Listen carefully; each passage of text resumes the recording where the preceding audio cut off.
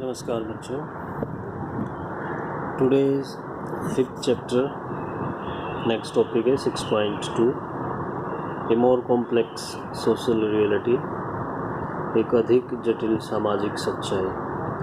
6.2 है बर्नियर का जो 6.1 था पार्ट लैंड ऑनरशिप, यानी कि बर्नियर का ही सेकंड टॉपिक है। हालांकि एक्सरसाइज 3 अलग है।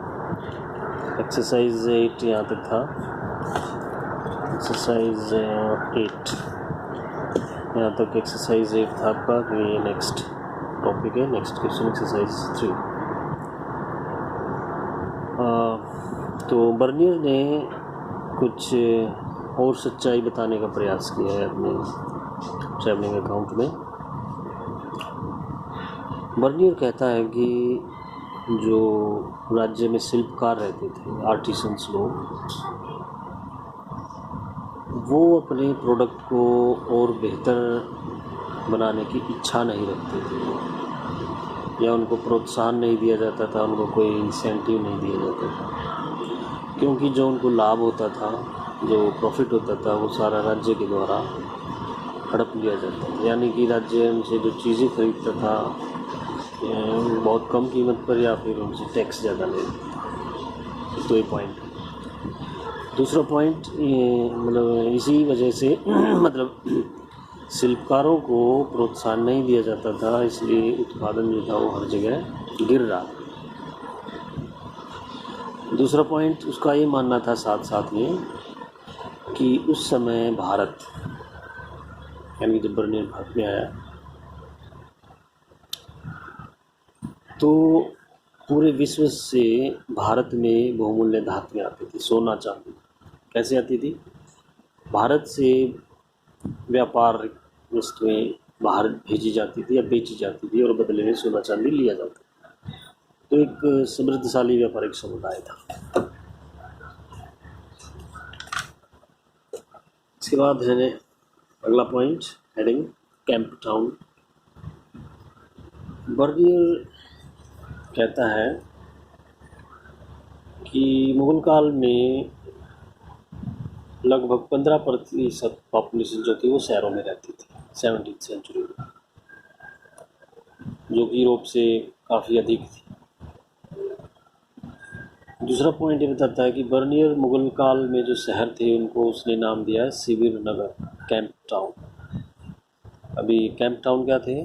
मतलब ये था कि जो अलग अलग शिल्पकार थे, अलग अलग काम करने वाले लोग थे, वो डिपेंड थे टोटली राजकीय दरबार, राजकीय शिविर पर। राज दरबार कह लीजिए, राजकीय शिविर कह लीजिए, राज परिवार कह लीजिए, राजधानी कह लीजिए। उसका ये कहना था कि जब ये राजकीय दरबार या राजधानी बनती थी या राजा बनाते थे किसी शहर को, तो ये जो दूसरे वर्ग वाले अलग अलग वर्गों के लोग हैं वो वहाँ पे सेटल हो जाते थे, और जब राजा का परिवार या राजधानी दूसरी जगह शिफ्ट हो जाती थी तो इनका काम धंधा जो था वो छिन जाता था, तो ये हर जगह डिक्लाइन कर जाते थे, पतोन्मुख हो जाते थे। इसके बाद है फिर बर्नियर कहता है कि उस समय सभी प्रकार के मतलब कई प्रकार के नगर थे। इसका हेडिंग था कैंप टाउन, शिविर नगर। इसका हेडिंग है ऑल काइंड ऑफ टाउन, सभी प्रकार के नगर। अब इसमें आपको नगरों के नाम ही बताने, उत्पादन केंद्र, व्यापारिक नगर, trading town, sports town, religious centres, pilgrimage centres, all these towns exist there.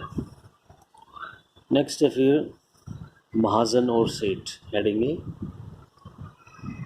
उस समय जो व्यापारी होते थे वो मजबूत या स्ट्रॉन्ग कम्युनिटी और लाइनेज रिलेशंस में संगठित होते थे, भाईचारे और समुदाय के रूप में। एक जाति के व्यापारिक समूह एक जगह संगठित हो जाते थे, एक व्यवसाय करने वाले एक जगह संगठित हो जाते थे। पश्चिमी भारत का जो एरिया था, गुजरात, महाराष्ट्र, ऐसे समूहों को, व्यापारिक समूहों को वहाँ पे नाम दिया गया महाजन। जैसे कि गोल्ड स्मिथ सुना है, या फिर आयरन स्मिथ, लोहार है, या फिर लकड़ी का काम करने वाले या कोई व्यापार करने वाले लोग हैं, तो इन समूहों को महाजन बोलते थे।